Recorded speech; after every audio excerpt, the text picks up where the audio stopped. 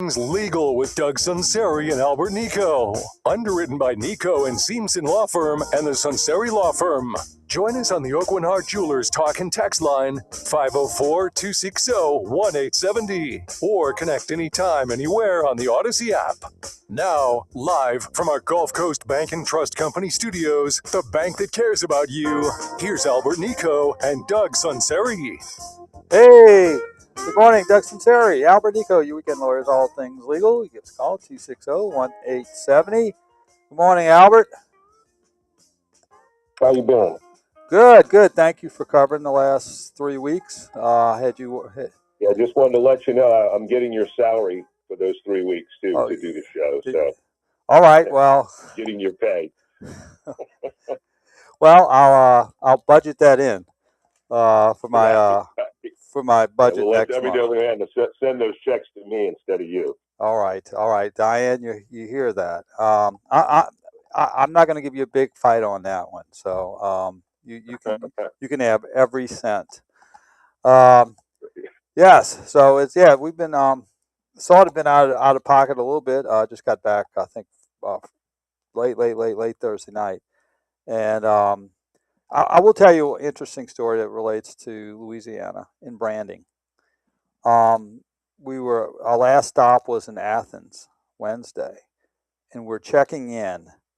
And we went with three other. That would be Athens, Greece, not Athens, Georgia. Not Athens, Georgia. No. Okay. I'm not. The Parthenon is. I do not believe it's in Athens, Georgia. I think they have some hedges on a football field that's somewhat famous, exactly. but that was built probably in the sometime 19th century, 20th century, whereas this was started in 13 BC, or 13th century BC. And they had a kid who, one of the couples we were with, had his LSU shirt on, and he starts saying LSU. And so it sort of perked up my ears. And so he starts telling us about the LSU team, Lane Kiffin, giving us an assessment of the scene. This is a kid who works at a hotel in Greece. And then I asked him about the Saints. He starts telling me, give me an assessment on the Saints draft, on Tyler Shuck, on the division. And I was just unbelievably impressed. And we held about a 15 to 20 minute conversation while people were waiting to check in. And it really, really struck me. And his team was the Pittsburgh Steelers, and he was talking about that he wanted Mekhi Lemon as his pick for wide receiver at the Steelers. He went with Philadelphia in the 18th pick and 19th pick, and I'm like, did you watch the draft? And he works the night shift till the morning. So he said, well, for the draft, I don't go to bed.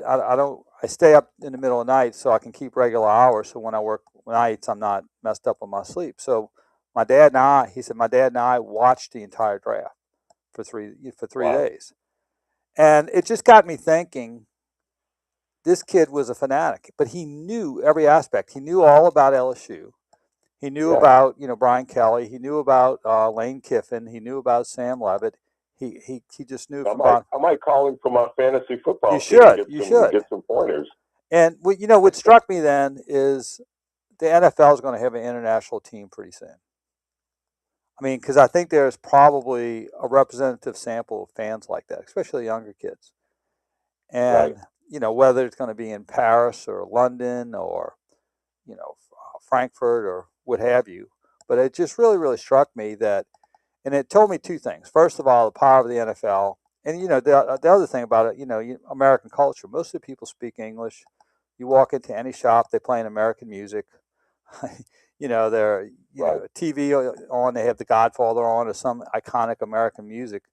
So it sort of made me realize that, the United States is probably modern day Rome. It's sort of the center of the world that influences more countries than anywhere else.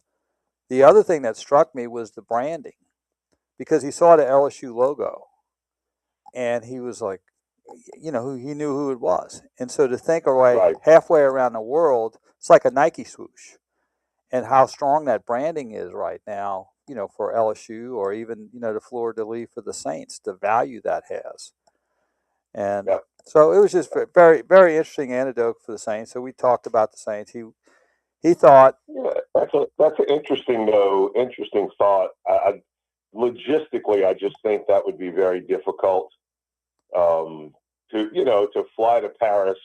It's a 2-day recovery there and back for people with the jet lag and that would just make it I mean, look, one team can do it once a year, but and I guess if you have 1 or 2 teams or 3 teams, 4 teams in Europe that, and you're playing that division, right. For instance, you've got 4 trips out of 10 to Europe. It's going to that'd be really tough to do. I mean, you just did it, right? And it takes a little time to recover back and forth. I will predict within 10 years the NFL will have a team in Europe, or maybe a couple of teams. I think Canada's more realistic, but Canada, possibly Toronto. Toronto didn't even have a CFL team for a while, and they do have the CFL. They probably average 20 to 30,000 fans. I don't know how rabid and the economics of it. There's not a lot of Fortune 500 companies to support a Canadian team.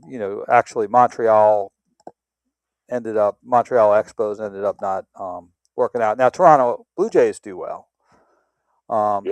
So, I think maybe so. Maybe they have the Canadian teams and they have the European team. But I just see it as going international. And that was just something that really struck me about, the Saints. And, the other thing about New Orleans, too, is when you tell people you're from New Orleans, the reaction you get is just unbelievable. They talk. One guy was walking into a shop in Kotor, it's a little small Montenegro, right next to Croatia, and he asked us where we were from, and then he starts going down. Dr. John, Al Hurt, Pete Fountain. He just the music, right. And it's amazing that, and I kept telling people, I said, New Orleans is probably the most European city in the United States. I mean, if you could drop yourself in the middle of the French Quarter and you take away all the distractions, that, the dirt, maybe, I'm going to say the dirt, the being unkept, you could think, what European country am I in right now? I mean, you would. Right. So, New Orleans has a worldwide, reputation. It's not like, hey, I'm from Kansas City. Oh, I know everything about Kansas City. It's just got a reputation that is worldwide, and people love it. It's just, I guess we should exploit it more. We probably have as many tourists as Rome has, or close to it. But it was just very interesting to get a different perspective on the NFL, to get a different perspective on New Orleans. They talked about the food, they talked about just the culture, they talked about the fun, and it was just so just an interesting observation. Well, welcome back to reality. Yeah, yes. I watched reality yesterday. Well, I'd say it wasn't real reality, but you watched the Saints game yesterday? I watched some of it. I snuck off, went to 4:00 mass, and then when I got out of church, my phone beeped. Halftime, it's 20-0. What an embarrassment! I get it; it's preseason. Yeah. I get it. You're trying to do things, and but when these guys are trying to make a team and nobody can make a tackle, they're arm tackling, they're not tackling. That when it's just that we got beat in every aspect of the game. It was an embarrassment. I don't know how, and I think just watching, one of the things that, we had 2 very successful coaches here in New Orleans, Jim Mora and Sean Payton. Mm-hmm. And both of the styles of those coaches were, do your job. I'm going to get up in your face and be frustrated and angry and show you that I'm the head coach and I'm not pleased with your effort. And, I just don't see that on the sidelines. I'm looking at the defensive coordinator after, the running back runs 8 yards and breaks 4 tackles because nobody's tackling anybody. And he's not screaming and yelling at anybody or questioning, what are you doing? Those are coaching opportunities. And no, you don't want to get up in somebody's face and embarrass them on national television. But I think it's important to show some emotion that, this was a horrible, horrible effort. And I don't know. It was hard to watch. It really was. I mean, I was kind of in and out watching it. Yeah. My observations is, as far as I'm not concerned about the game per se. It was a bad game to watch. It was a bad performance, bad effort, but it doesn't lend any concern. What it does say is that the Rams' backups are better than our backups. That's unquestionable. Or they just play harder, right? Right. And I don't see that. I think the Saints, they had the Cowboys joint practices. They had the Rams joint practices. I could see in training camp there's one day where you just lose your legs. My concern is Spencer. If Shuck gets hurt, we go from maybe an 8-9 win team to a 4-win team. Both those quarterbacks are not capable of any type of sustained win. Well, Zach Wilson looked really good last week. You were out of town. I'm sure you didn't see it. Yeah. He looked really good. Spencer Rattler, I'm not done with him yet. I think he's got some potential, certainly as a backup.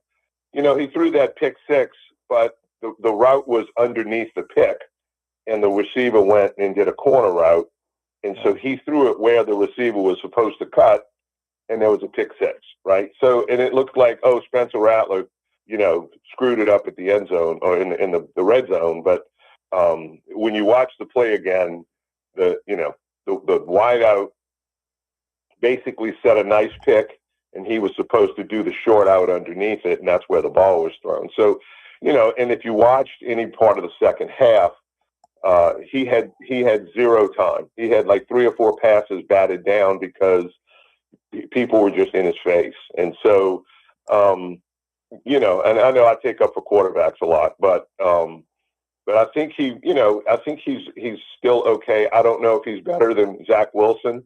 Zach Wilson, played with the Jets, started a bunch of games with them, and they were the Jets. And so, let's see him on a team that can block and has weapons, in the skill positions, and see how he does. Which of course is, one of the good things about preseason. You get that game speed look at players. But I would be so angry and furious at the films, and maybe they are right. They're not showing it on TV or their frustrations, but it was rough. Yeah. I think Spencer Rattler. I think we go from a team that will be in contention in December, where we will have meaningful games in the 3rd, 4th week of December, which will mean something. With Shuck, without him, we're the Miami Dolphins or New York Jets as far as win totals are concerned. So that's to me the key is that Shuck, is his health, doesn't get hurt. He's looked very good through training camp from the reports I've heard. And one other thing I want to say is they need to go to 18 games for the regular season, get rid of a preseason game because they're just a waste of time, because you can get the work in these joint practices, and expand the roster to sustain an 18-game season. So instead of having maybe 53 players for your active roster, you maybe go to 55 to 57. Then you have your practice squad of 12 So you basically have 70 players to go 18 games. And I think that that's probably next too, because the preseason is painful to watch. And I think it has very, very little utility Especially today. if you get shut out 34-0. Well, right? also too, you know, back when when the Saints first came into the league, they had 6 preseason games, but they didn't have mini camp. They didn't have off season. In fact, the players were probably on their second job working until July. Exactly. So, but now you don't need that because you have all these rookie camps, mini camps, and off season workouts. You don't need OTAs. Right. I think you. I hear the music. I think you only need one preseason game. Yes, we hear the music. Let's go to a break. Doug Sunseri Albert Nicaud, you weekend lawyers, all things legal. We'll be right back after this brief timeout. Hurricane season can put every part of your home to the test, including your garage door. WWL and Ace Garage Door are giving you a chance to win the Hurricane Ready Garage Door Giveaway with a brand new garage door and installation worth up to $2,500. Right now, enter at WWL.com/contest for your chance to win. Before the next storm threatens, get your home ready with Ace Garage Door and WWL. The IRS is more aggressive than ever, and your tax problems won't disappear on their own. They're holding your life hostage, wrecking your credit, your peace of mind, and your future. Hi, I'm Danielle with Go Tax Resolution. We specialize in resolving delinquent tax issues and will help protect your bank account, your wages, and your assets. Don't wait another day. Don't bury your head in the sand. Regain your life. Call us at 985-722-1040 or visit us at gotaxresolution.com. That's GEAUX taxresolution.com. The IRS is ramping up collections, and that means more wage garnishments, bank levies, and aggressive action. Hi, I'm Caitlin with Go Tax Resolution. If you owe back taxes, the time to act is now. Don't face the IRS alone. At Go Tax Resolution, we know how to protect your assets and your peace of mind. Call Go Tax Resolution at 985-722-1040 or visit gotaxresolution.com. That's GEAUX taxresolution.com. A small business affirmation from Progressive. Food truck owners, today business will be booming. People will love your new menu and not make special orders. You will not roll your eyes when someone calls it a quesadilla. You will also switch to Progressive to get 30 customizable coverage options and restore your inner peace. See if you can save in as little as 8 minutes at progressivecommercial.com. Progressive Casualty Insurance Company and Affiliates. Coverage is not available in all states or for all vehicles and covered selections. This is the story of the one who keeps multiple buildings running smoothly day after day. Plumbing that flows, HVAC that hums, cleaning supplies that keep surfaces sparkling. That's why she counts on Grainger. With easy reordering online and 24/7 support, Grainger helps her keep the products she needs on hand. So shelves stay stocked and buildings stay ready. Call 1-800-GRAINGER, click Grainger.com, or just stop by. Grainger, for the ones who get it done. Morning. So glad you're here. Hi, Mrs. Broussard. J&J Exterminating is here to help. So the thing we noticed was ants along the back door when it rains. Yeah, exactly. And this is where the ants come in for a midnight snack if Tiny's bowl sits overnight. Yeah, exactly. And this is the think fast, Mom. The window Jesse's broken 3 times. Wow, you guys catch everything. Comes with the job. J&J Exterminating. Yeah. Whether you're starting college, changing careers, or finally finishing what you started, your next step starts at Delgado Community College. Fall registration is happening now with more than 100 degree, certificate, workforce, and transfer programs designed to fit your goals and your schedule. From enrollment through graduation, Delgado makes it easier to move forward. Classes begin August 17th. Visit dcc.edu or stop by one of Delgado's 5 locations today. Delgado Community College. Step closer to unstoppable. That'll be 5452. Perfect. Grab the bags, honey. Mom, why do you always check your phone before we pay? I'm just claiming my cash back on the Upside app. Since we're getting a $10 bonus on groceries here and we filled up the car on the way, we already earned enough this morning to pay for some extra treats you can bring to school this week. Wait, so the app pays for snacks? Not exactly, but the cash I earn on stuff we need helps us pay for the stuff we want. It's just a little win for our family every week. With Upside, you can earn cash back on your everyday essentials and back-to-school favorites.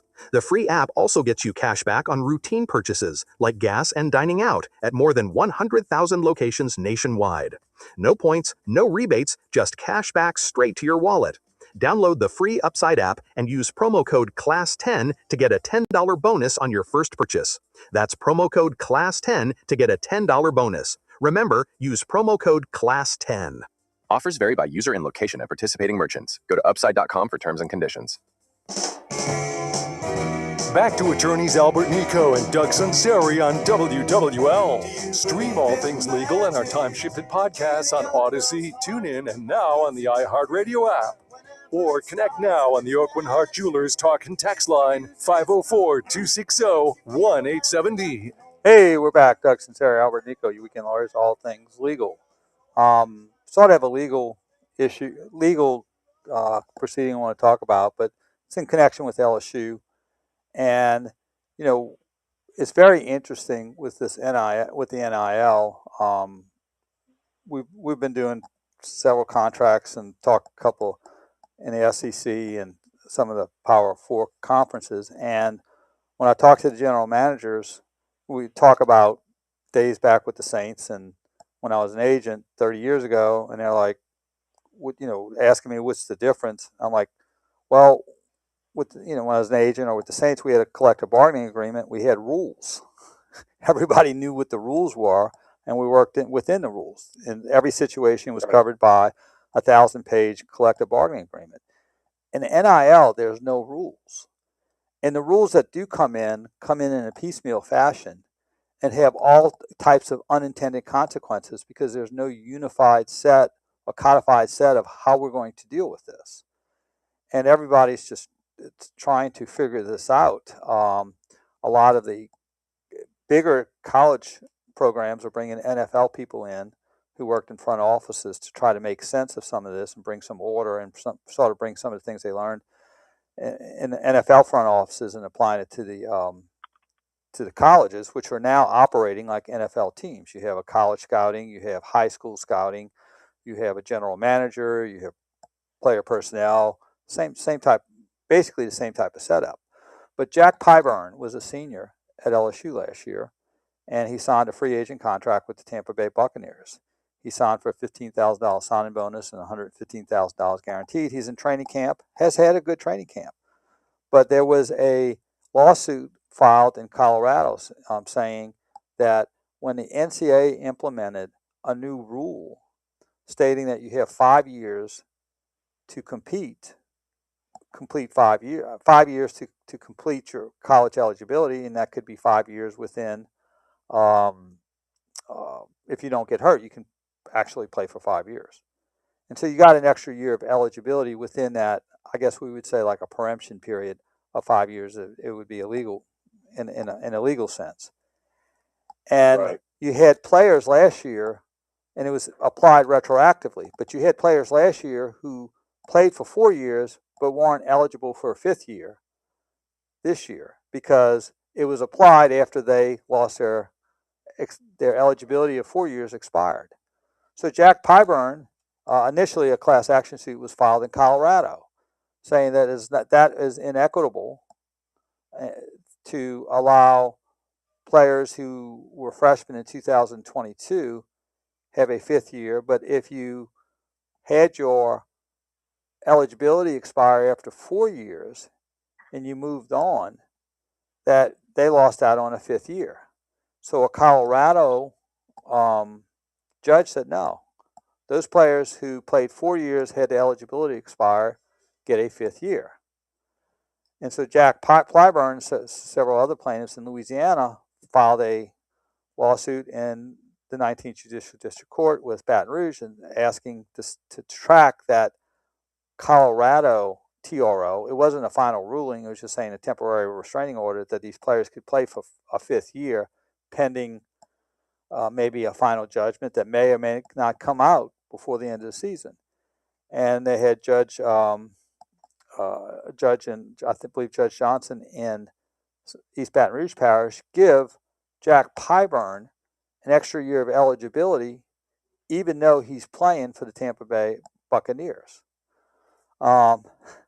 So he would be eligible. So it's a quandary, because if he doesn't think he's going to make the team, he's probably may go to the Tampa and say, "Can you release me?" Or maybe I'll waive my guarantee, or get some type of release, and he can come back to LSU. But he would have to do that before September 2nd, because that's the last day you can add and drop classes.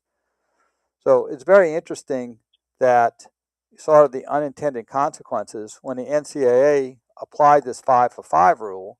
They didn't consider about the players who did not have any eligibility after 4 years, and maybe won a fifth. So LSU already signed a Notre Dame defensive end linebacker who's got a fifth year of eligibility to supplement. The LSU does have some depth problems on the defensive end because of Gabe Relaford is out for the year. They don't have a lot of experience. So if they brought Jack Pyburn back in, he would be a great addition. But that underscores sort of the difference between the LSU and Clemson, because Lane Kiffin looks for portal mercenaries to come in. He's trying to get as many players in as possible based on this ruling. And then you have Dabo Swinney, who says, I'm not playing by those rules. I'm going to grow my team internally. I'm not going to chase in the portal. I'm not going to chase after players who may have eligibility right now, who are in another training camp. So you have two conflicting philosophies of totally old school, and Lane Kiffin, who's going to exploit every avenue to make his team better. And so I think that's what the LSU. I would hope so. Well, and rather than he's not going to use say it's worked before. We're going to grow them from within. Like for example, Clemson lost 42% of its productivity last year to seniors, but he hadn't replaced that with the portal. He's hoping that the players within the program can sustain that lost productivity, whereas Lane Kiffin gets these gets mercenaries to come in. 30 some odd portal players. He's got 7 out of the top 100 portal players on his team. And so it's just interesting to watch those two conflicting philosophies collide and see who's going to win out. I personally think that LSU is going to, in absence of self-inflicted wounds, in absence of the lack of familiarity playing together, if they can get past that, I think LSU would dominate Clemson. I think they would probably beat them by 15, 20 points. The only thing that I would see LSU, the big vulnerability is they haven't come together as a team. They haven't played together. They're not familiar with each other, and there's so much turnover that they're not cohesive yet. But if they don't have that problem, I think the Lane Kiffin method is going to wipe out the Dabo Swinney method of old school. Well, and how much of that philosophy that Dabo Swinney is employing is his choice versus what the university is willing to do? I think it's his choice. I think he just believes that you have some established coaches. You have in baseball, you have Coach Mike Bianco at Ole Miss. He's sort of old. He's not looking for mercenaries. He's got sort of an old school philosophy as far as baseball is concerned. You have certain coaches who just believe what they believe and are not as reticent to adopt the new changes. I know Coach Jay Johnson basically said, I don't like these new changes 4 years ago, but I'm going to exploit them every way I can, even though I personally disagree with them and think that it's going to ultimately not be beneficial to college sports. But he's saying, there's nothing I can do about it, so let me exploit it. I think there are some coaches who said, no, I want to do it, grow the program from internally, develop the players internally and try to hold on to them rather than trying to supplement every year by the portal. And so I guess they're going to, they're going to find some type of equilibrium at some point. of, portal versus growing from within. But, LSU's already taken the philosophy. We're not going to sign 4 and 3-star players who aren't going to make an immediate contribution, because we can develop them and they're going to leave, because we can only have 22 players playing at one time. And so we'll let them go somewhere else, and then when they develop, we'll get them through the portal. Whereas Ole Miss football is going to take a lot of 3 and 4-star players and try to hold on to them and try to develop them within the program. So we'll see what wins out. But it's just an interesting byline to the LSU Clemson game, which is off the field. I think a lot of it has to do with budget, right? I mean, sure, Tulane's absolutely. got a Ole different Miss, philosophy because it just doesn't have the money, just like Ole Miss and Mississippi right. State. They don't. And so those teams, the Texas teams are going to flourish because there's so much money running through Texas. Whether it's Baylor, whether it's any Texas Tech, all of these teams all of a sudden are finishing in the lights because they can afford to go buy the players, and that's it's sad that that's what it's become, but that's what it's become. So you need to deal with it. And we'll tie it up, and we'll get to other legal subjects, but that's the difference between NIL right now and the NFL. NFL has competitive balance. You have a salary cap. You have a situation where if you're the worst team, you get the number 1 draft pick. And the NFL understands that the greatest one of the attributes in the NFL that makes it great is that in the 3rd week of December, you have 22 or 24 teams in contention for the playoffs. Pete Rozelle's parody. Right. And that's what he wanted. And that's not going to happen. That's not happening in college sports. There's only 2 ways you can do it: through a collective bargaining agreement, which would be very tough, or through congressional action where you would have some type of salary cap and some type of limitations where you would have more the teams that do get in the Power 4 conference or the upper tier, they would all have to abide by the same rules and basically have similar money that would be allocated evenly. And so that we'll see how that works out. But it's just an interesting byline. It's evolving, and I don't know what the ultimate result's going to be. But we'll see. But I think as far as the LSU Clemson matchup, you're going to see those competing philosophies, and we'll see in week 1 how those competing philosophies work out for them. All right, let's go to a break. Doug Sunseri, Albert Nicaud, you weekend lawyers, all things legal. We'll be right back after this brief timeout.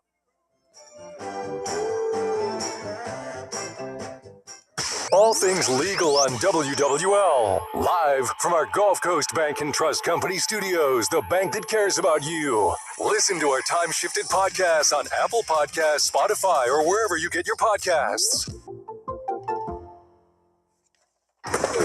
This football season, WWL gives you more Deuce. Man, I'm excited about more Deuce. Deuce McAllister joins the Sports Talk team for all-pro analysis and straight talk every Tuesday, Wednesday, and Friday. You'll hear more Deuce with the Cajun Cannon, Mike Detillier, Steve Geller, and me, Mike Oss. The Saints color analyst is back for more. Deuce McAllister on Sports Talk, weekdays on WWL.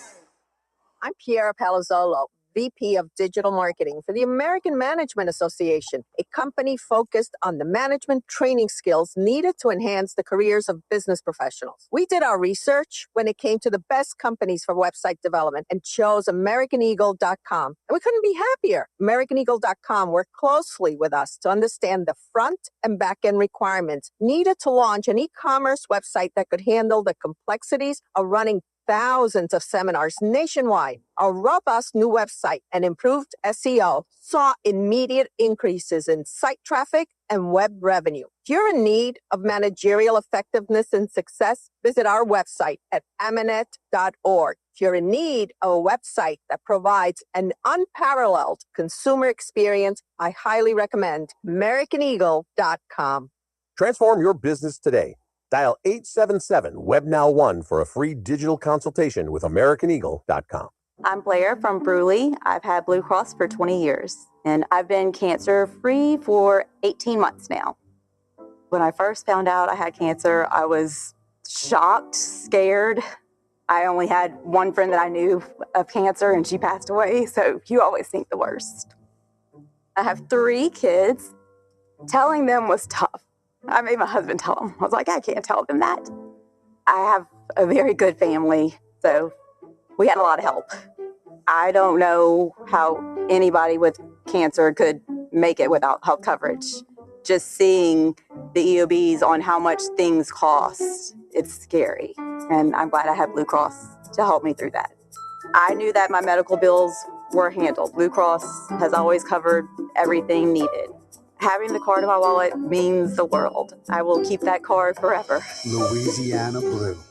The right card, the right care. Trust, price, and ease of transaction. That is GiveMeTheVin.com. We love to buy cars. People don't trust car buyers. People think the price is going to be wrong, and people think it's going to be a hassle. Trust, price, and ease of transaction. That is what we do at GiveMeTheVin.com, and that's what makes us America's best car buyer. Go to GiveMeTheVin.com right now and get a quote on yours. Sell us your car. GiveMeTheVin.com. So easy you can do it in your underwear. Hi, I'm Doug Sunseri with the new Sunseri Law Firm and host of All Things Legal on Sunday mornings on WWL, AM, FM, and .com. And I'm Michelle Demarest Sunseri. Let the Sunseri Law Firm help you with your estate, probate, family, and business issues. And I'm their daughter, attorney Katie Sunseri, and we do make the complex understandable. Call Doug and Katie at our Metairie office at 504-214-9111. Or you can call me, the boss lady, in Mandeville at 985-624-9697. Katie, tell everyone who's really the boss. I'm taking the 5th on that one. My name is Kirk Frady, and I'm the proprietor of Frady's One Stop Food Store in New Orleans, Bywater area. No matter how you say it, as long as it's good, nobody's going to argue with you, poor boy or po' boy. Blue Plate Mayo. That's the good stuff. Attention, have you racked up $10,000 or more in credit card debt? Are you barely getting by making minimum payments? With credit card debt reaching all-time highs, National Debt Relief is notifying consumers about significant debt relief options currently being made available to help those with overwhelming credit card debt. These options may reduce a large portion of credit card debt for those who qualify. You don't need to declare bankruptcy or take out a consolidation loan, and you may only have to pay back a fraction of what you owe, even if you have bad credit. National Debt Relief has already reduced the credit card debt for more than 550,000 consumers, so don't wait. If you owe $10,000, $20,000, or even $100,000 in credit card debt, you can now take advantage of this financial debt relief as the cost of living continues to skyrocket. To check what debt reduction you may qualify for, call 800-358-6868. That's 800-358-6868. Again, 800-358-6868. Back to All Things Legal with Doug Sunseri and Albert Nicaud. Stream WWL and the shows you love on Odyssey, iHeartRadio, and TuneIn apps. Or join us on the Oakland Hart Jewelers Talk and Text line, 504-260-1870. Hey, we're back. Doug Sunseri, Albert Nicaud, You Weekend Lawyers, All Things Legal. Albert, I wanted to ask you your assessment of this. About a year and a half ago, the legislature passed a law saying that if you are involved in a personal injury accident and you have greater than 50% negligence, that you would be precluded from collecting any damages. Correct. And what is your assessment as how that law is being applied now, and how has that changed in the last year and a half? Maybe the philosophy of maybe someone who's in a car accident and there's a dispute as to who's at fault and how these claims are being processed, and how the insurance companies are responding to it. Yeah, if you recall, we did a lot of work for the DOTD and the state and everything else, and road hazards and things like that way back earlier in our career. And, we'd get these lawsuits where, it was a single car collision. The guy might have been drunk and, but there was a defect in the road, or maybe too much of a drop off or something off on the shoulder. He went off the road and skid into a tree, and the damages were extremely high. Well, a personal injury attorney would take that case, spend the money, do what they needed to do to try to prove as much liability on the state as possible. And you maybe go to judgment, and it would be the state was 75% at fault. I'm sorry, the plaintiff was 75% at fault. The state was 25%, but it was a $2 million judgment that's still a $500,000 recovery. And so, and again, it wasn't just the state. It would be the same thing against just individual drivers, who are covered with insurance. So basically, if you're found as the plaintiff to be more than 50% at fault, then you recover zero of your damages. And so it's kind of a chilling effect on plaintiffs' attorneys taking cases. A reporter with WWL had called me during the week and kind of asked me a very similar question about the boy who was in the Plaza Tower, and you were gone, so you might not have heard I'm familiar with that. Yeah, but he went in. They essentially hopped the gate. They broke into the facility, abandoned at night, and climbed a stairwell that had no railing on it. And so, she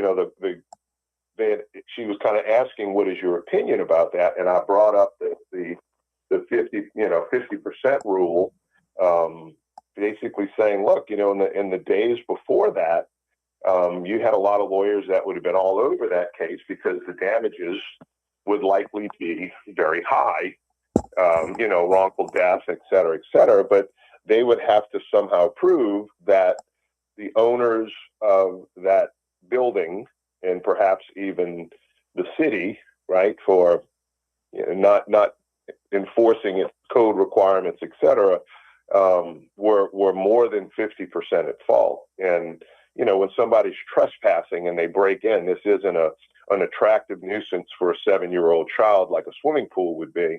It's it's somebody who has the knowledge that they're breaking the law and they're doing something wrong and they're somewhere where they shouldn't be. So there's now somebody might take the case for publicity sake and just to because it's high profile right now, but I don't. It's typically not a case that people want to take now because of the rule. It used to be what was called a pure comparative fault state, Louisiana was. And so if you were 20% at fault, you got assessed 20% of the damages as a defendant. And if the plaintiff was, 80% at fault, he was assessed 80% and could only collect 20%. So, but now with the 51% rule, if in fact you are found to be more than 50% at fault, you get zero. And so it's quite a penalty. But I think what it does is look, if you're the one that really has more fault in causing your own injury, maybe you shouldn't recover, right? I mean, that's kind of the theory behind it. And let's see if we can get some of these insurance rates down. And so, I mean, we'll see, right? I mean, my insurance hadn't gone down, whether from a wind standpoint to a vehicle standpoint. And so I don't know what, to me, it seems like they're giving insurance companies a lot more of a break. And we're not seeing the results of that. And so, look, hey, we want to keep y'all here. We want to make sure that we have insurance coverage, but at the same time, okay, you got to give back a little bit now and start covering more. Let's bring the rates down. The whole Fortify Roof program. That's homeowners insurance, but even so, it doesn't seem to be working yet. If that's the strategy. I guess we'll see if it takes time. I think also for some of the claims where if there's, a car accident and both people are, there's two people saying that the other's at fault. Yeah, it's a swearing match, right? And right. then he ran the red light. No, he ran the red light. And so it sort of gives the insurance company a superior position because they're saying all we have to do is get you under 50% and you get zero. And so the settlement value is a lot less. So there, but it's interesting. I guess time will tell to see if the benefit or the intended purpose of doing this law reduces insurance rates. That's to be seen. All right, let's go to a break. Doug Sunseri, Albert Nicaud, your weekend lawyers, all things legal. We'll be right back on WWL AM FM, Odyssey.com.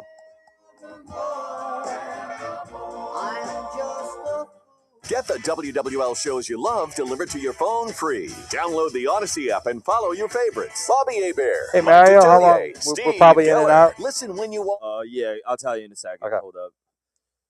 Well, keep it locked on WWL for breaking sports news. Powered by BetMGM.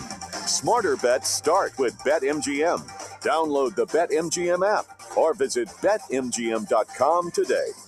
WWL is proudly sponsored by Dudley DeBosier Injury Lawyers. Call 444-4444. That's 444-4444. Not attorney spokesperson, Chad Dudley, New Orleans. Yeah, you'll have like 2.5 Okay, minutes. okay, that's fine. Yep. Baseball's biggest game of the week. Every pitch matters. Every at-bat can change the game, and every swing has the chance to leave the yard. That's why every Sunday night, all customers get a profit boost on FanDuel. And if the game ends with a walk-off, you'll get the stake from the bet you place with that profit boost back in bonus bets, win or lose. So whether you're betting the money line, backing a home run hitter, or building a same-game parlay, FanDuel makes every inning even more exciting. Head to FanDuel.com/local and grab your Sunday night profit boost, plus a chance to win bonus bets if there's a walk-off. FanDuel, your home for home runs. FanDuel Sportsbook is the official sportsbook of WWL Radio. 21 plus and present in Louisiana. Permitted parishes only. Opt-in required. Profit boost issued as non-withdrawable profit boost tokens. Must apply profit boost token to eligible wager. Bonus bets are non-withdrawable and expire 7 days after receipt. Max bonus bet $5 unless otherwise specified. Restrictions apply, including token expiration and max wager amount. See terms at sportsbook.fanduel.com. If you or someone you know has a gambling problem and wants help, call 1-877-770-7867. You're invited to Soirée de Lumière, an evening in Paris, benefiting Lighthouse, Louisiana, on Thursday, September 17th at the beautiful Audubon Tea Room. Presented by the Oscar J. Tolmas Charitable Trust, this elegant evening will feature dining, dancing, and a spirited auction,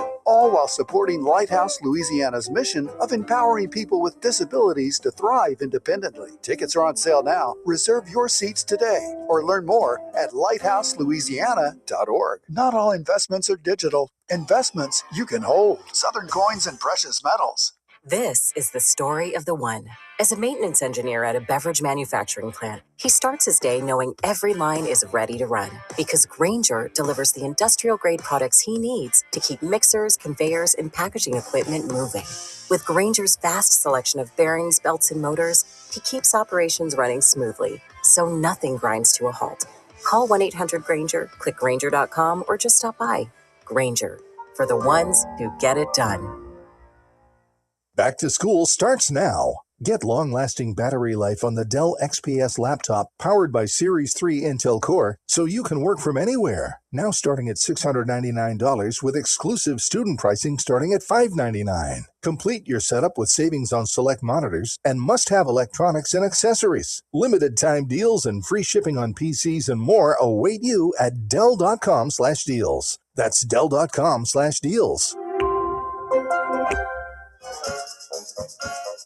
You go ahead. Hey, we're back. Doug Sunseri, Albert Nicaud, your weekend lawyers, all things legal. I've been away for about 3 weeks, and one of the concerns I had was, not a concern, but in the middle of hurricane season, if I was away and they had something that was going on, who would sort of tie down the house for us. But they had not had any type of, we hadn't sniffed a hurricane threat, and we're already probably almost halfway through a little less than halfway through the season. And it looks like we're not, at this point, based on the Super El Nino, it looks like we might get through this season unscathed. I'm wondering, how many seasons do we have to have this before insurance rates will start going down, or will they ever go down? That's it. In 1 minute.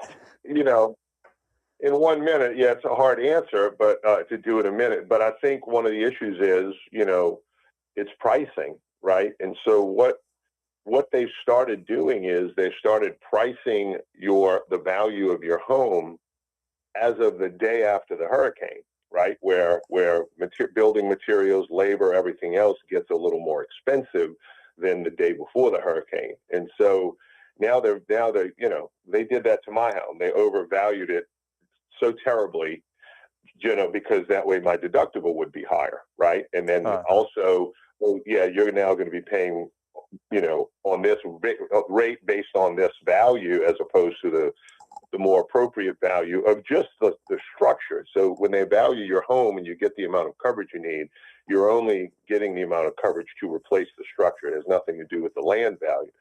So if you factor that in, it was even more overvalued. So we'll see how it turns out. It's just gotten to be out of hand, and some people are self-insuring. Yeah, that's what I was about to say. A lot of people who are, up in age and got a little bit of a nest egg are saying, "Hey, I'll take the risk." All right, let's go to a break. And a big deductible anyway. That's right. Let's go to national news, local news. We'll be back in about 10 minutes, and all things were legal for hour number 2. Stay tuned. See you in 10.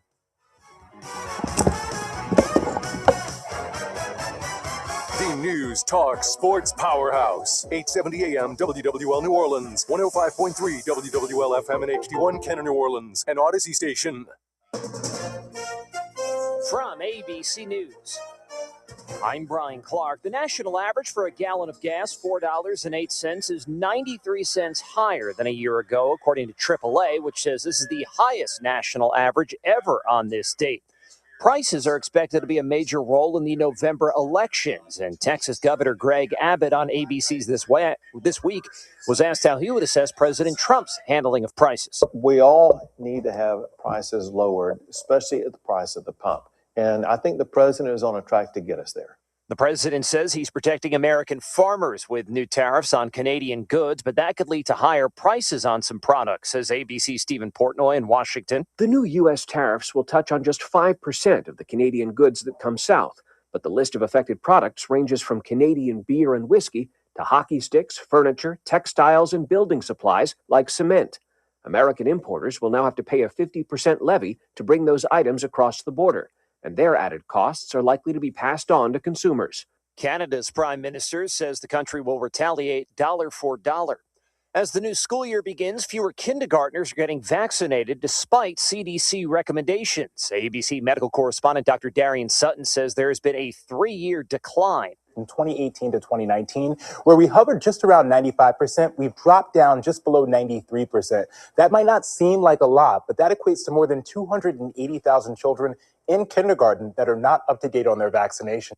Almost 14,000 homes in the Reno area ordered to evacuate because of a fast-growing wildfire. The Hawk Fire breaking out in the hills above the Somerset community in northwest Reno just before noon Saturday. It was a 40-acre brush fire at midday, but this morning, the fire burning more than 10,000 acres with no containment. About 1,000 homes in the fire's path, some already burned. You're listening to ABC News. In a recent survey of 123,000 wireless customers, Pure Talk was the only wireless company to receive 5 stars in every category: coverage, support, value, and data. What else do you need to know? Switch to Pure Talk today and get any plan, including their top shelf unlimited data plan, for just $15 a month for your first 3 months. No contract, no commitment. Dial pound 250, say micro, and let Pure Talk's U.S. customer service team help you make the switch. These days, heading back to school means more than pencils and notebooks. It means laptops, tablets, online accounts, and a lot of personal information moving across the internet. WebRoot Total Protection gives families powerful online defense tools with antivirus, VPN, cloud backup, identity protection, and more, helping keep your digital life secure throughout the school year and beyond. Go to webroot.com/radio and get 60% off today. That's webroot.com/radio for 60% off. Live a better digital life with WebRoot, because peace of mind shouldn't be optional. President Trump today is expected to wave the green flag for the Freedom 250, an IndyCar race in Washington, D.C. This is a first of its kind race around the National Mall when they're going to be passing by some of DC's most prominent tourist attractions. They're going to be going by the National Archives, also the Smithsonian Air and Space Museum, and then right down Pennsylvania Avenue there with the U.S. Capitol in the background. That's ABC's Alex Perchet in Washington. Federal government is forcing western states to cut back on water use. As reservoir levels sink lower in Lake Mead and Lake Powell, the Department of the Interior ordering steep cuts to the amount of Colorado River water that will be delivered to California, Nevada, and Arizona. That river facing years of drought. The federal government had hoped that the 7 states that draw water from the river could reach an agreement on how to divvy up the shrinking supply, but that didn't happen, forcing the hand of the feds. The Interior Department announcing cuts over the next 2 years, beginning in 2027. Dave Packer, ABC News. It's Flag Day in Ukraine. And today at the Motherland Monument in Kyiv, leaders from Baltic and Nordic countries join Ukrainian President Volodymyr Zelensky after weeks of relentless Russian bombing as the war is now into its 5th year. Norway's prime minister promised about $9 billion of financial, military, and humanitarian support through next year. I'm Brian Clark, ABC News. In a recent survey of 123,000 wireless customers, Pure Talk was the only wireless company to receive 5 stars in every category: coverage, support, value, and data. What else do you need to know? Switch to Pure Talk today and get any plan, including their top shelf unlimited data plan, for just $15 a month for your first 3 months. No contract, no commitment. Dial pound 250, say micro, and let Pure Talk's U.S. customer service team help you make the switch. WWL First News, I'm Courtney P. on your official weather station, WWL. Happy Sunday. Expect more really hot weather with lots of sunshine. Temperatures will soar to the upper 90s, but it could feel like up to 112. Try to stay cool out there. We'll trend mostly dry, but there is a chance for a couple stray showers and storms this afternoon, and they could be strong with gusty winds and lightning and some soaking showers. WWL TV meteorologist Alexa Trishler will be back with the forecast. 1 year after the Smitty supply plant explosion in Roseland, health concerns are still an issue. WWL TV's Paul Murphy spoke with independent environmental testing expert Scott Smith. Smith has taken more than 300 soil, water, and surface wipe samples from 75 different sites from Tangipahoa to Jefferson Parish.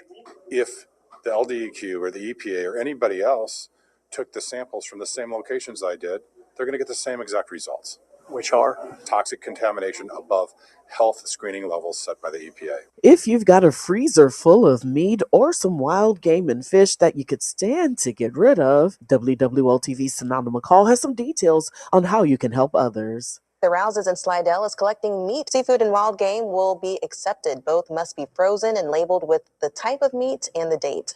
Hunters can also donate field-dressed deer carcasses to participating meat processors for free. For a list of drop-off locations, you can visit our website at wwl.com. WWL Sports is brought to you by People's Health, and this training camp update is sponsored by TrainSouth.com. It's hard to stop a train, but it's easy to afford one. The Saints dropped to 0-2 this preseason after a 34-0 loss to the Rams yesterday. LA gave the Saints problems on both sides of the ball, but penalties made it even worse. New Orleans had 12 penalties for 96 yards and took their first preseason shutout since 2000. Head coach Kellen Moore. Missing opportunities. There's too many penalties that are 100% under our control, and we just got to play better football. So we pushed these guys this week.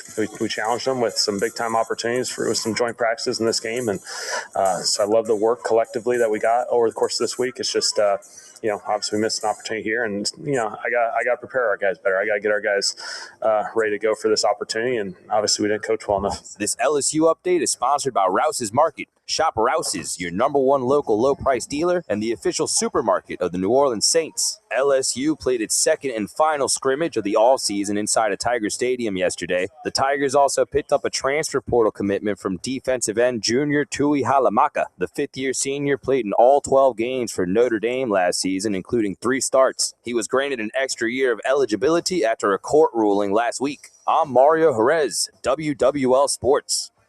Now, the Serve Pro Cleanup, Restoration, and Construction forecast on WWL.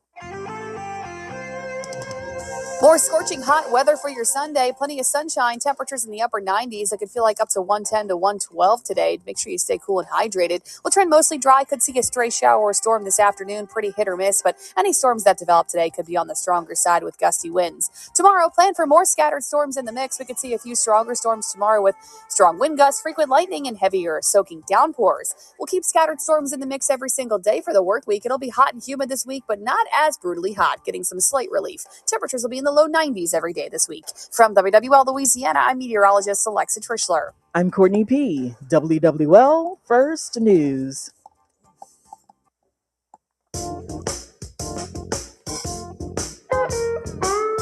From WWL, the news, talk, sports powerhouse of the Gulf South, it's All Things Legal with Doug Sunseri and Albert Nicaud. Underwritten by Nicaud and CLEMSON Law Firm and the Sunseri Law Firm.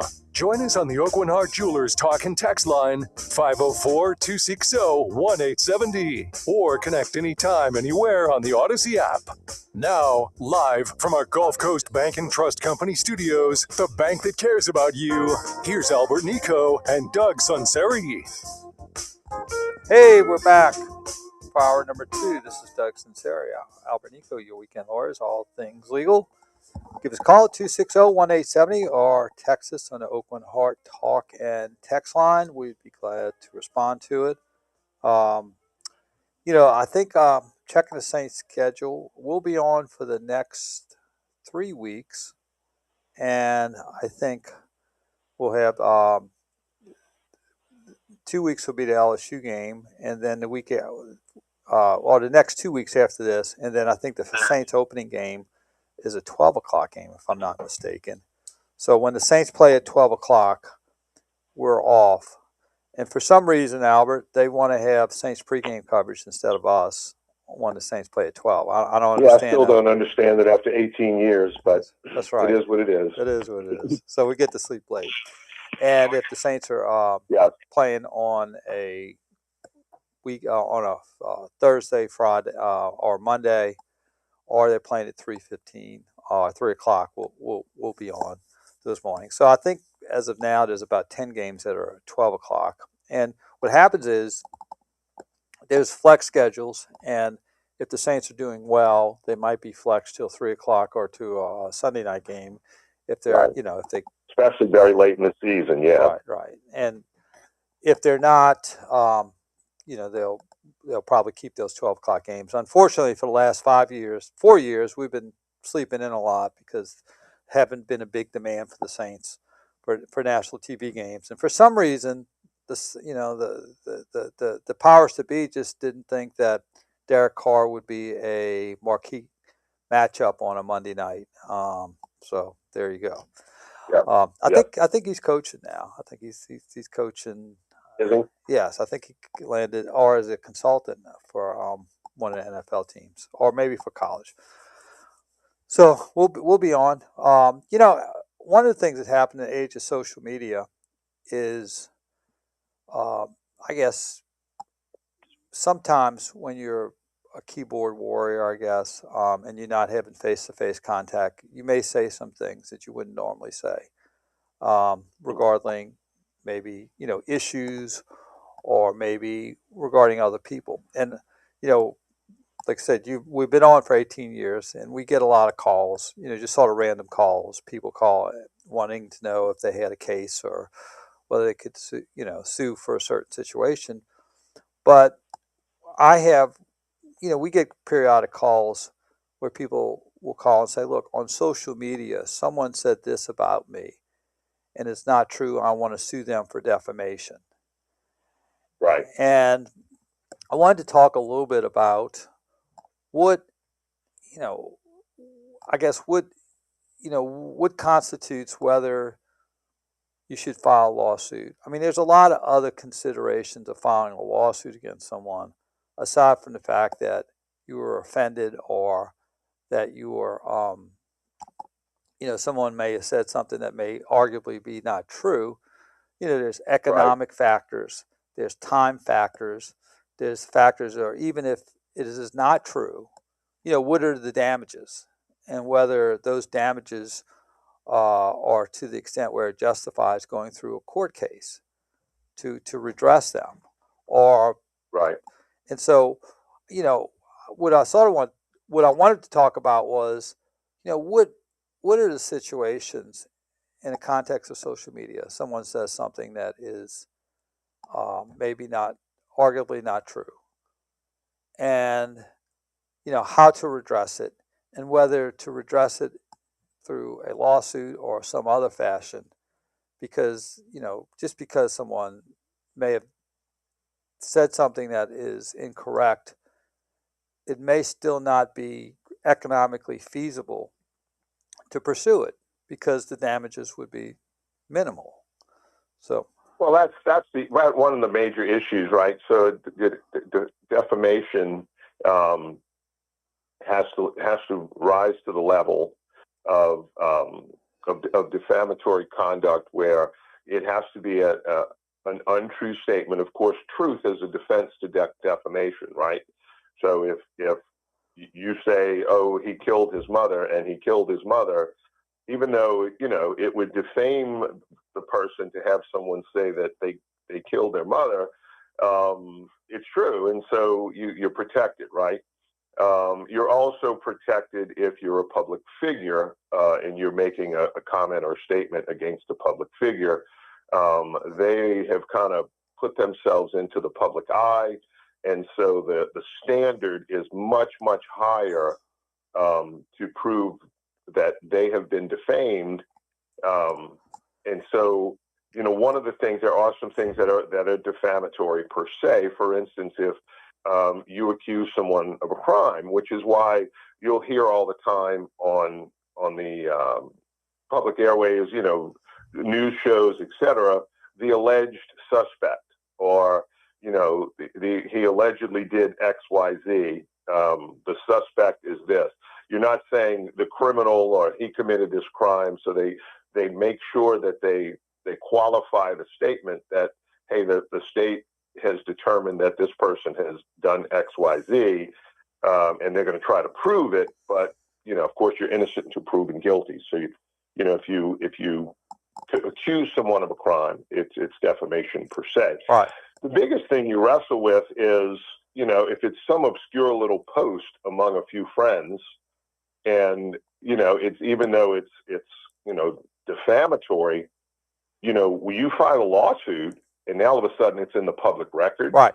We've got witnesses, we've got all these things that now you brought this supposedly defamatory comment about you to many more people, and so what are your damages really when you and I typically don't touch those. It's just too speculative and too hard to establish. And then quite often the person making the comment, do they have the money, right?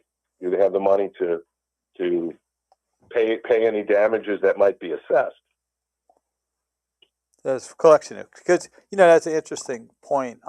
Maybe about 20 years ago, I had a construction contractor who's in front of the board, and the board was the contractors board. And the board was hearing about fraudulent type of claims, or basically claims where the contractor had basically stolen money from the clients. And so they had 4 or 5 cases that were on, and the case that our client was on was sort of a benign technical issue regarding not having insurance and or insurance lapsing and getting it reinstated, and so it was more not a moral issue; it was just more of a technical issue. Well, what happened was the Times-Picayune ran a front page story on 4 contractors that were cited by the board for stealing money, and our client happened to be cited in there mistakenly, and as taking money. So the dilemma was,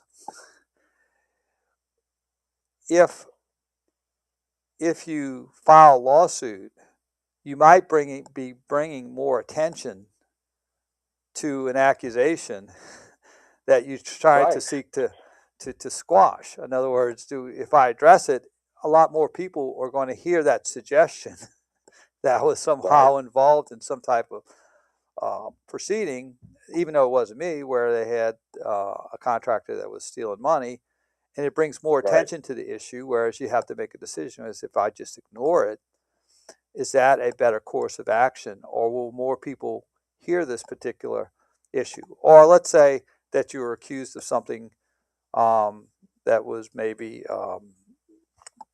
I would say, maybe not a crime, but something that was questionable. And then you sue.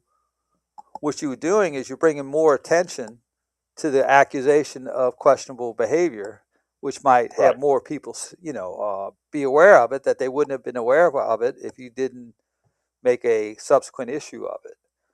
Right. And, well, I got to tell you, if it's published in the Times-Picayune, of course, the Times-Picayune 20 years ago was the source, right? That's a different story. Right now, all of a sudden, they've really made it public. And again, it's going to depend exactly on what was said, right? If they're just reporting that 4 contractors were investigated or hearings were held against 4 of them regarding theft, that could very well be, right? And so that's a true statement. Yeah, they were investigated, and 3 were found guilty. But if they got the story wrong, then and they reported, you demand a retraction, right? And if no retraction, then hey, if you want to stand on this, then it makes them more culpable by standing on their their defamatory statements. Right, and I think the like the question would be, do you want to bring attention to the fact they didn't have insurance during a time period? Yeah, right. So right, exactly. so that was, but I guess what I'm saying is it's just how you, a lot of times when you respond, what you have to assess as an attorney is what are the unintended consequences of responding in that type of situation, and whether it brings more attention to that situation. Whereas you might say the sooner I get it behind me and people's distant memory, just the move better. on, Just right? move on, and it's forgotten, because I tell we've represented high profile, I guess, athletes and politicians, and when something happens, you always assess.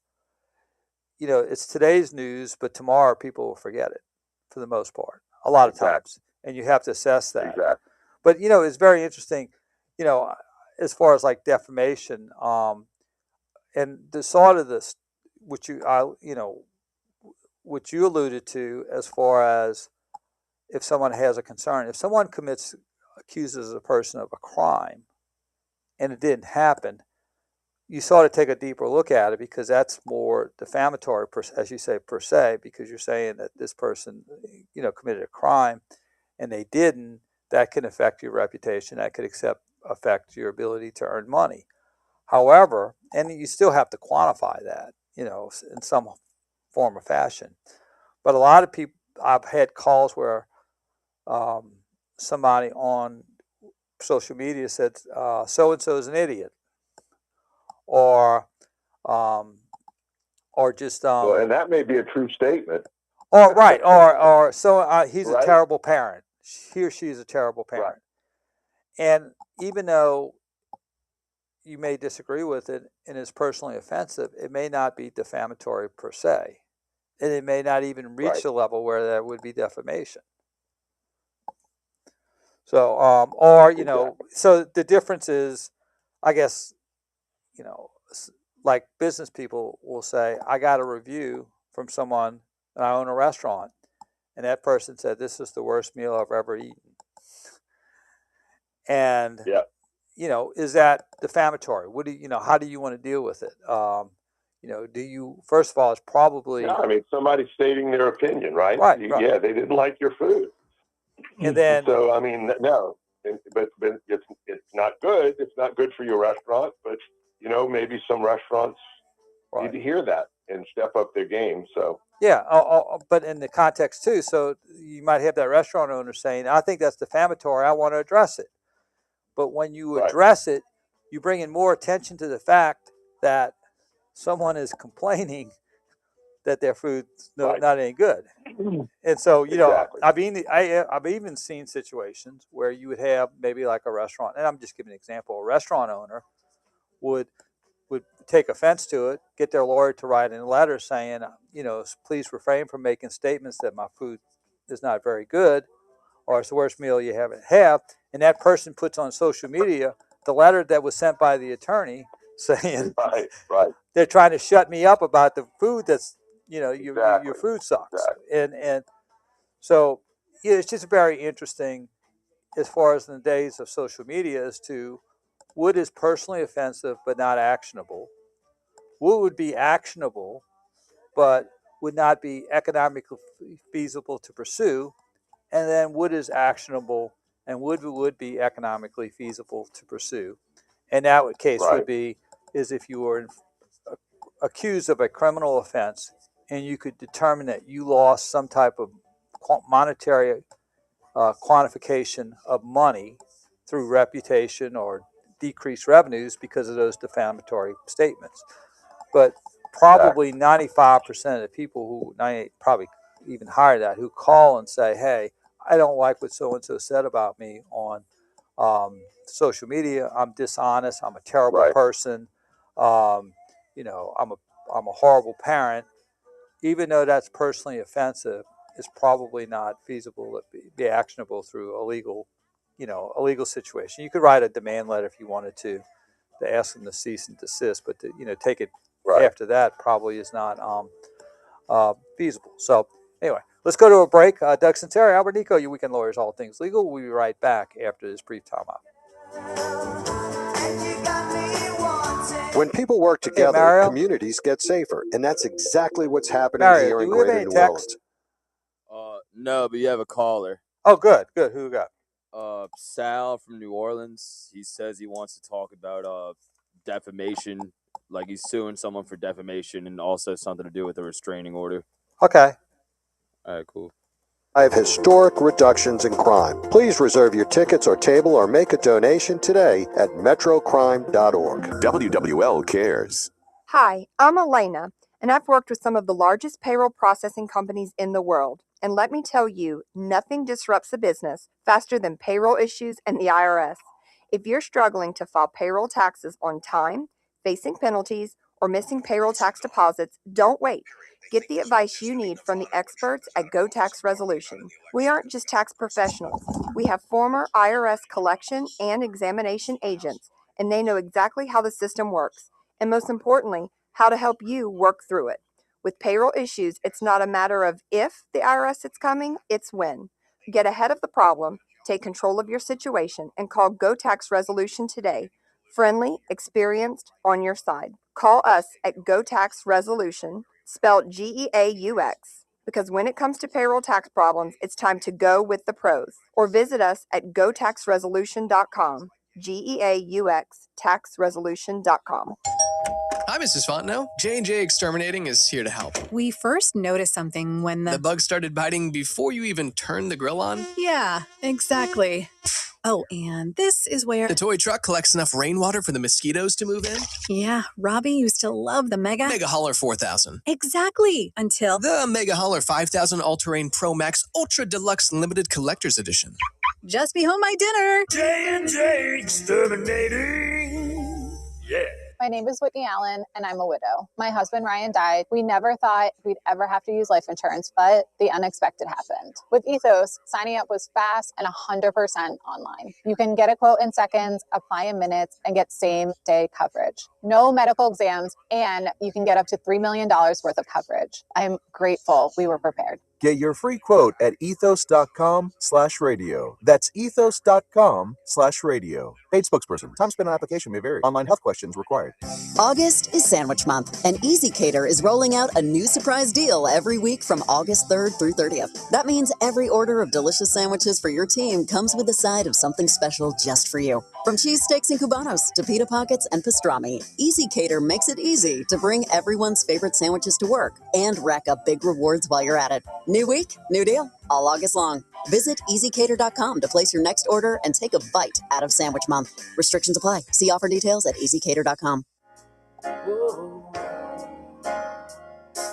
That's why I'm easy. It's all things legal on WWL and streaming live on the Odyssey, TuneIn, and iHeartRadio apps.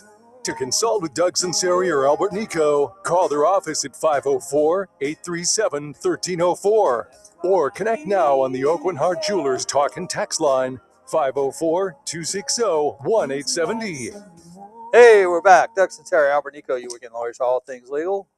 That's Lionel Richie, Easy. Oh, no, it's Commodores, 1976, 1977. It's almost 50 years ago. My goodness, time's flies. Yeah.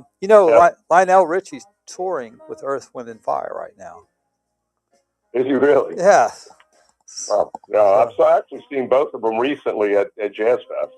Really? Both knocked it out of the park. There you go. There you go. All right. Well, let's go to phone lines. Let's go to Sal. Sal, you on All Things Legal. What can we do for you, brother?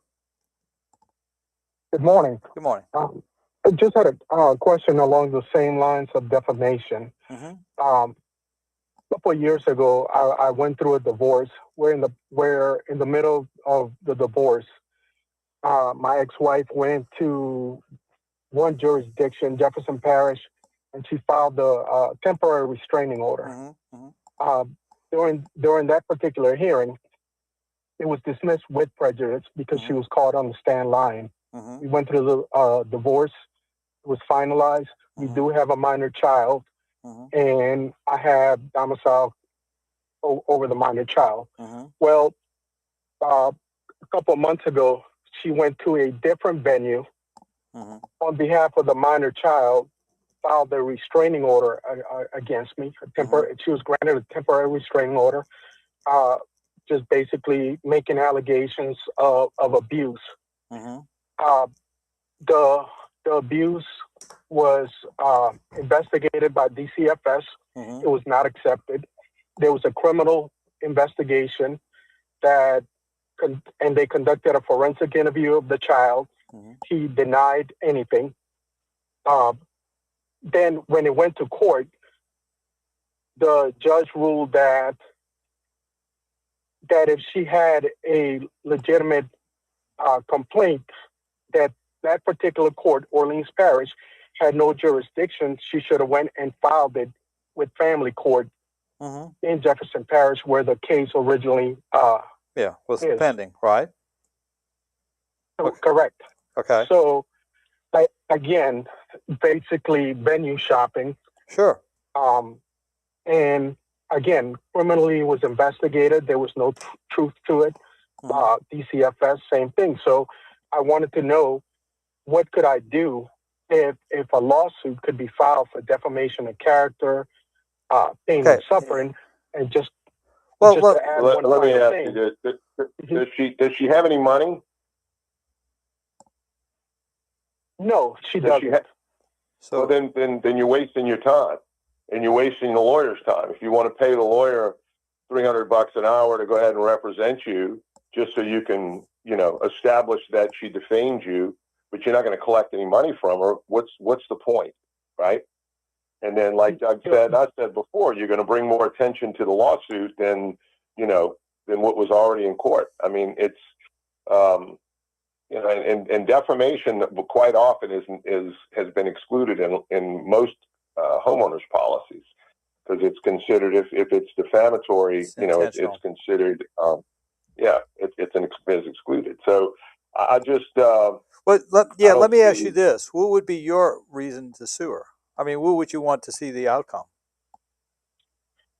The outcome, even if I don't get any money, again, just what prevents her from going to another venue? But that's not gonna. How's that going to prevent her from doing it? Just I guess from a moral standpoint of view. Okay. You know what? Morals cost money, right? And people, I get it all the time. Well, I'll take this case to the Supreme Court. And well, if you want to take it to the Supreme Court, it's probably going to cost you about $40,000 because some, car dealer messed you out of $1,000.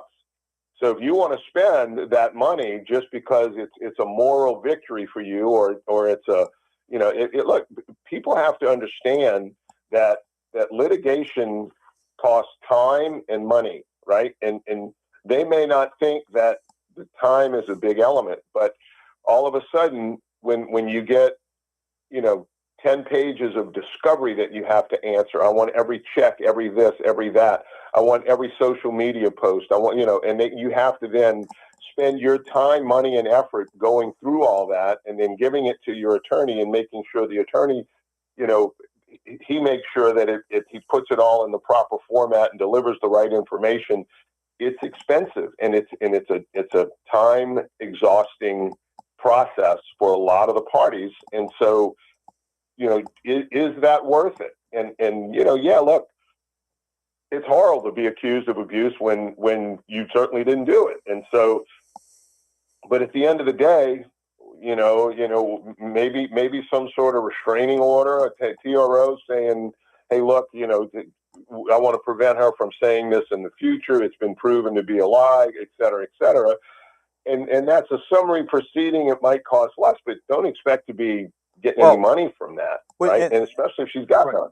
And Sal, what happens is when you file a protective order and it turns out to be baseless, usually the judge assesses costs against the person filing the protective order. And is that money ever collected? Probably not. And that's why I wanted to ask you, and that's what I do to clients. I say, what do you want to accomplish? You see, you got to understand where the courts begin and where they stop. You can't, you can't stop making someone from being a bad person, or the courts can't stop someone from being immoral in the future. All they can do is address violations of law in the past. And so and I get it. I mean, I know it's very frustrating. And I tell people this is more of a people management issue than a court issue. And I do agree. I will say this, and this is going to probably start some controversy.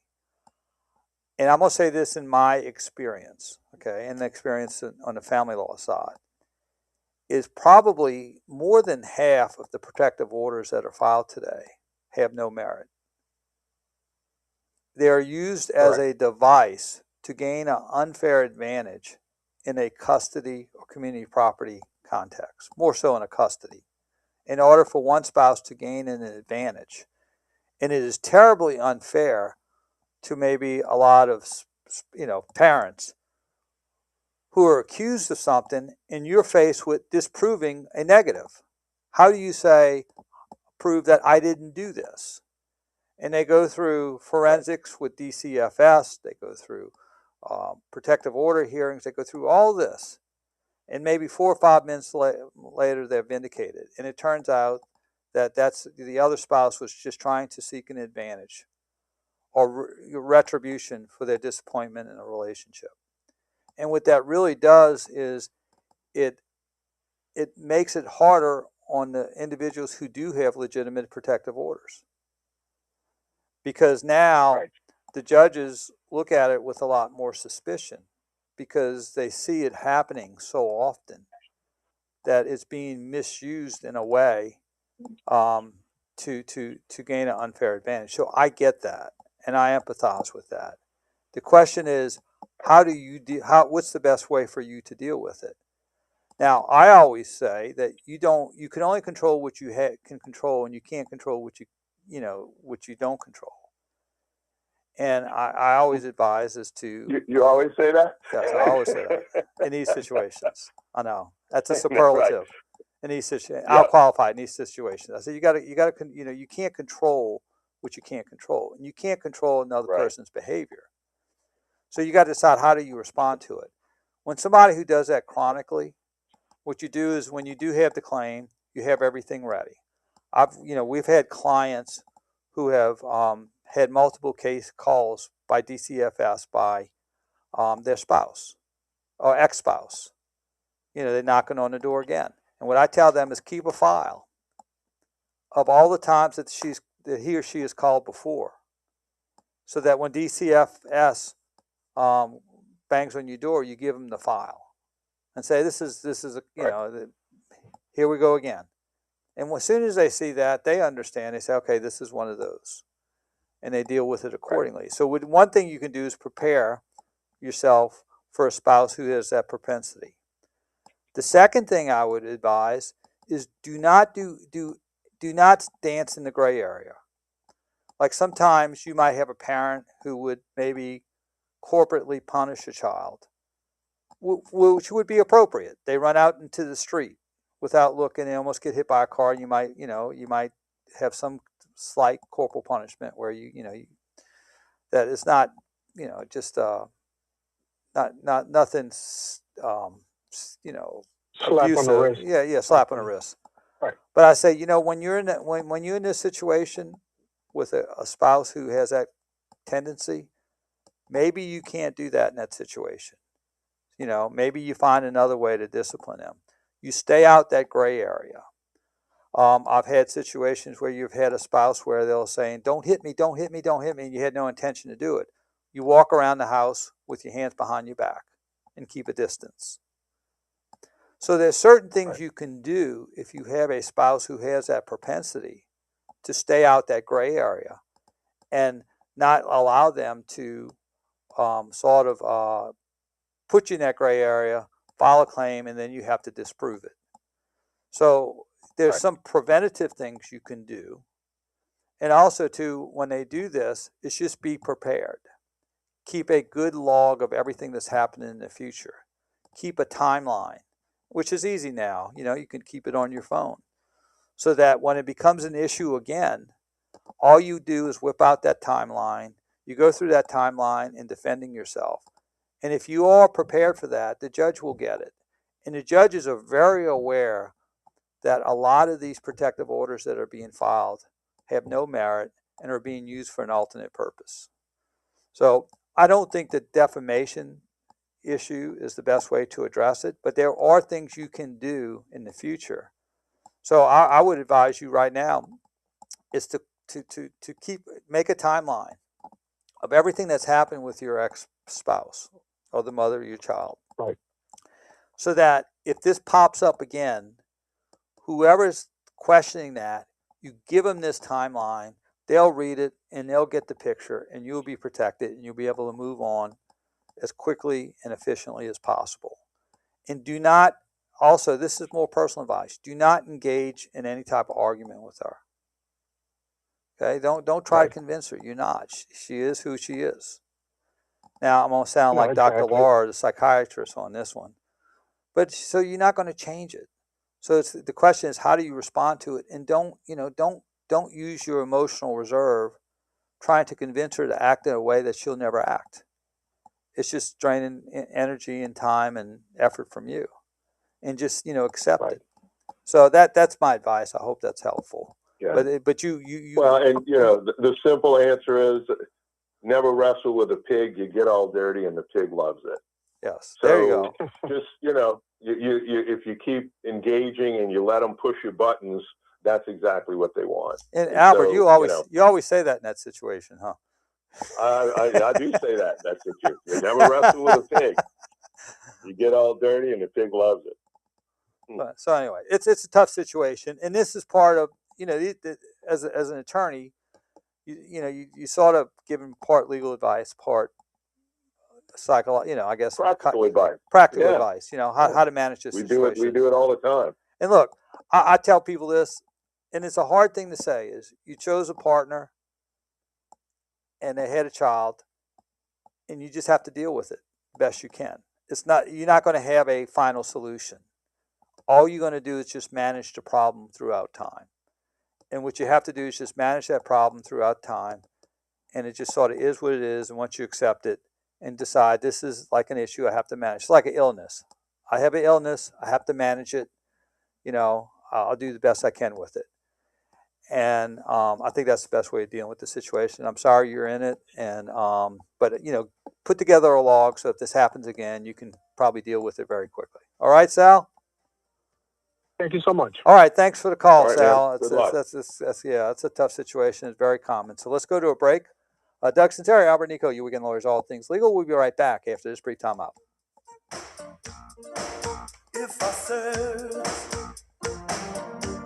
it's WWL, the big 870 AM, 105.3 FM, and WWL.com. Live from our Gulf Coast Bank and Trust Company studios, the bank that cares about you. Listen to our time-shifted podcasts on Apple Podcasts, Spotify, or wherever you get your podcasts.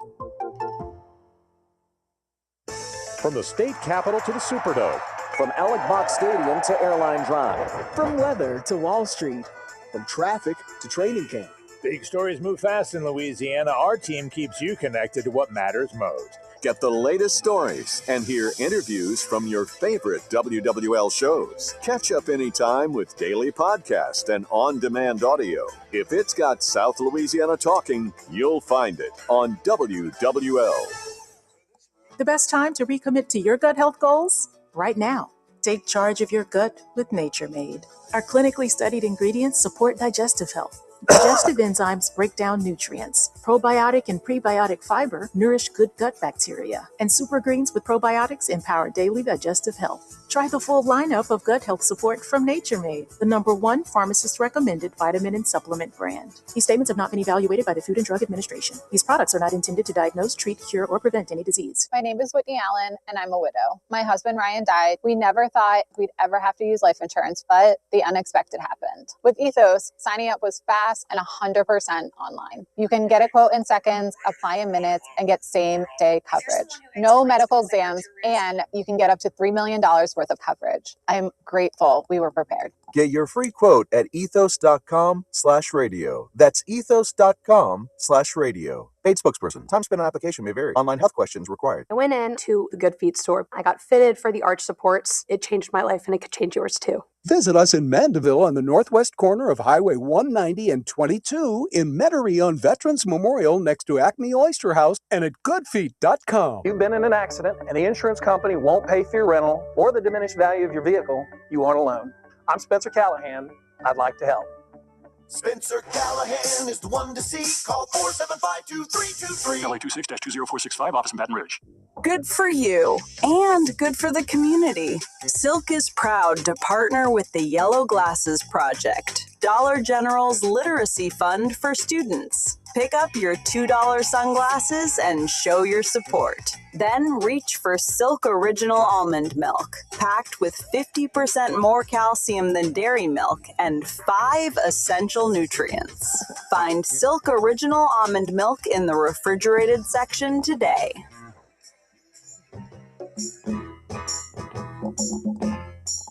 Back to attorneys Albert Nicaud and Doug Sunseri on WWL. Stream all things legal and our time-shifted podcasts on Odyssey, TuneIn, and now on the iHeartRadio app.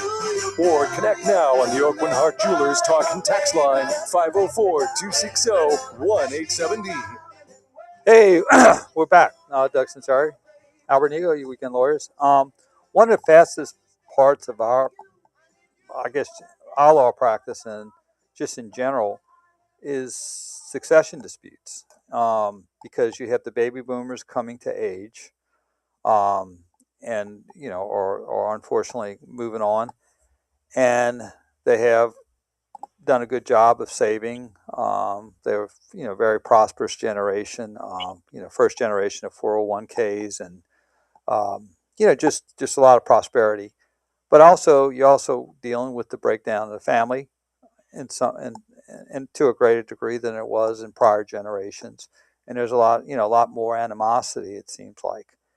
And it's very interesting how we have to advise the heirs as to what issues involve the allocation and administration of the estate, and what issues are just personal issues that are unresolved that get spilled over into the succession litigation. And if you've had quote, I say dysfunctional families, every family is dysfunctional. It's just to the level, the degree of dysfunction, on how they operate, but some are more dysfunctional than others. Some have a lot more underlying difficulties and resentments that are lifelong. And one of the challenges that we have as attorneys is to explain to the clients what issues do the judges want to address and which ones they don't. And a lot of times, it's very hard to explain that the judges aren't really interested on how you got here.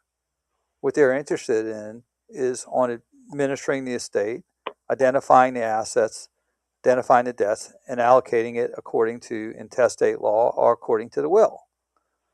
They're not interested about them being a rotten person or being a bad sister, or they're not interested on how you got there a lot of times, because it's outside the purview of the court. But you also do have a lot of clients who want ratification from the judge to say, hey, you were a good sister and she was a bad sister. Or even in a family law context, you were a good husband and you were a bad wife. Right. You know, like maybe a Judge Judy or something on TV, but it really doesn't work that way. And a lot of times the interest of the judge is not what the clients think the judge would be interested in. And a lot of times, quite often the interest of the judge is to get it off the docket and move it, right? And so, look, let's put this in terms of money. How much do you owe this one? How much does the estate owe this one? Let's get this resolved. And when people understand that when dealing with litigation, it makes our jobs as lawyers a lot easier because quite often as lawyers, if you have a good lawyer on the other side, you can sit down and discuss things objectively and take the emotion out of it. You know, okay, yes, this one did this to this, and this one did this one to this, and this one, you know, and you can go back and forth, but let's break it all down. What does it all really mean for the issues in this lawsuit, right? So you might be a bad person, and you might have some cross-examination fodder, but from the relevant standpoint as to what are we trying to establish in the lawsuit, that, you know, X amount of dollars is owed because of this. Right. Let's put it in terms of that. And then once we see that that's the dollar amount we're fighting over, let's look at what the costs are, the economic costs of paying the lawyers, the court costs, and the cost of time and frustration and aggravation and everything that goes with a party in a lawsuit. And so, you know, it all just needs to be explained to where, okay, let's make a business decision. Let's pull ourselves out of this emotional mess that we're in, and never mind what happened when you were 15.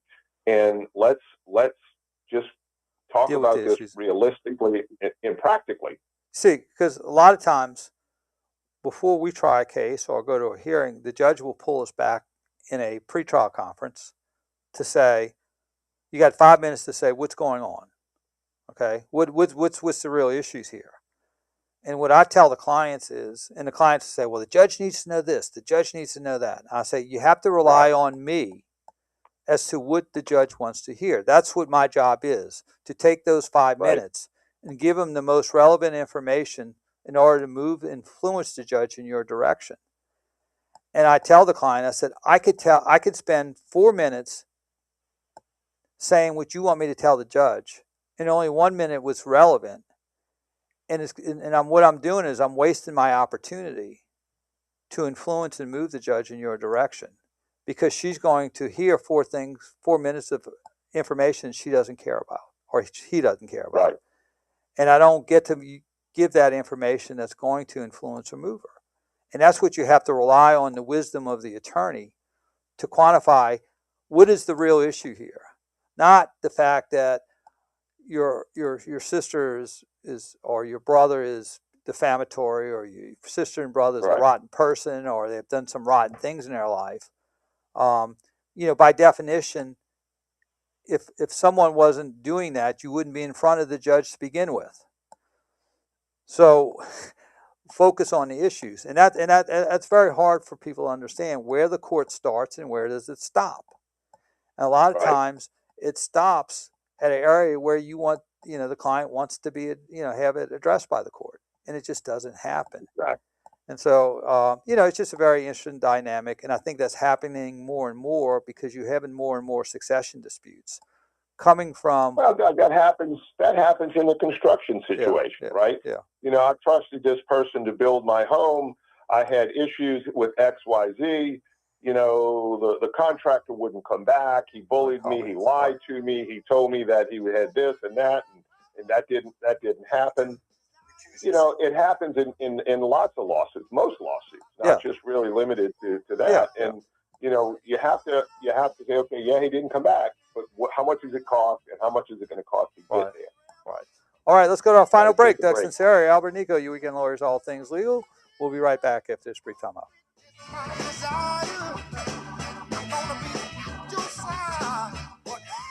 Get Get the WWL shows you love delivered to your phone free. Download the Odyssey app and follow your favorites. Tommy, Tucker, Newell Norman, Scoot. Listen when you want, how you want. Or tell your smart speaker, play WWL. Breaking news about the Saints, Pelicans, and LSU on WWL is powered by BetMGM. Smarter bets start with BetMGM. Download the BetMGM app or visit BetMGM.com today. WWL is proudly sponsored by Dudley DeBosier Injury Lawyers. Call 444-4444. That's 444-4444. Not attorney spokesperson, Chad Dudley, New Orleans. A small business affirmation from Progressive. Food truck owners, today business will be booming. People will love your new menu and not make special orders. You will not roll your eyes when someone calls it a quesadilla. You will also switch to Progressive to get 30 customizable coverage options and restore your inner peace. See if you can save in as little as 8 minutes at progressivecommercial.com.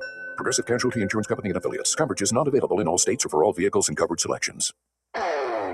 This is the story of the one who keeps multiple buildings running smoothly day after day. Plumbing that flows, HVAC that hums, cleaning supplies that keep surfaces sparkling.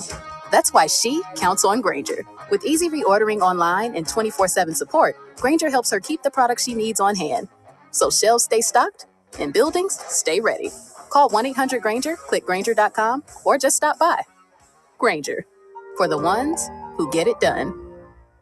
I'm Justin Kennedy, General Manager and family member, and we run Parkway Bakery, one of the oldest po' boy shops in the city of New Orleans. The New Orleans po' boy is culture you can eat. And since 1929, that culture has always included blue plate mayo.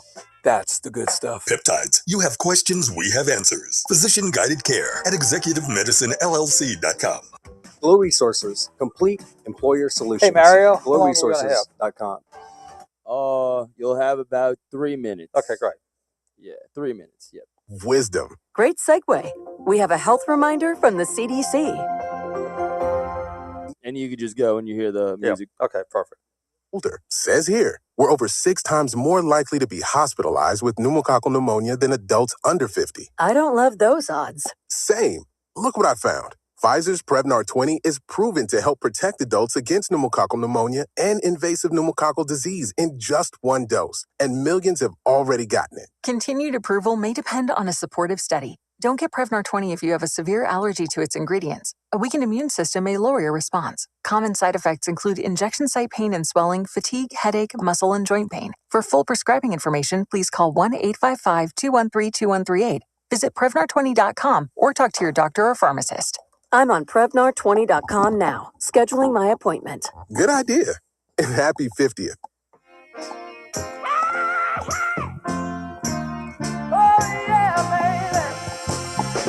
Hey, we're back. Doug Sunseri Albert Nicaud, you weekend lawyers, all things legal. Just for clarification, we're going to be on for the next 2 weekends, which will be August 30th and September 6th. And then we'll be off on September 13th, and when the Saints play the Lions. We'll be off when the Saints play Baltimore on September 20th, but we'll be on Sunday, September 27th, when the Raiders play the Saints, but that's a 3:25 game. And then on October 4th, we'll be on because the Saints are playing the Falcons, the hated Falcons, on Monday night. So that's sort of our schedule going into the first part of the Saints season. And Albert, before we go, you got anything you want to leave us with? That's all. Just stay out of the heat and have a great week. Thank you for listening. Give us a call if you have any further questions. Call us at the office, 504-837-1304. Ask for Doug or me, and we'll be happy to help you with your legal matter during the week. All right. I want to ask you one other question. What's your prediction for the first cold front? When? When? Oh, gosh. It can't come soon enough. I'm shooting. Give me the first week of October. So maybe I hope so. Maybe for the Saints Atlanta Falcons game on Monday night, October 5th.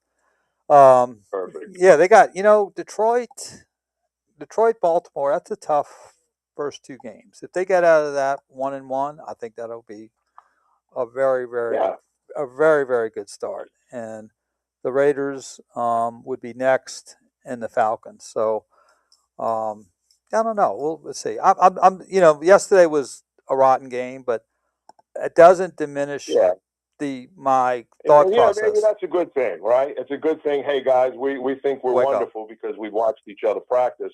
We just got our butts handed to us. Let's work harder. So, I think see how that goes. I think again, they will be playing meaningful games in the end of December. They play the Cardinals on December 27th, the Buccaneers December 20th, the week before, and the Falcons on January 3rd, the last game. I think those games will be significant. We'll be watching them with the opportunity of possibly making the playoffs, which whether we do or don't, that's a different question, but at least those games will be interesting. The last 4 years, those games mean nothing, have meant nothing. It's just about next year and draft position. So provided that Shuck stays healthy and we don't have any other injuries, I think we've been bitten a little bit so far. But our defensive line's gotten a little decimated, so hopefully. We'll see. All right, so we'll see you next week on All Things Legal. Have a wonderful week. Stay cool. See you then. Thanks, Mario. 870 AM, WWL New Orleans, 105.3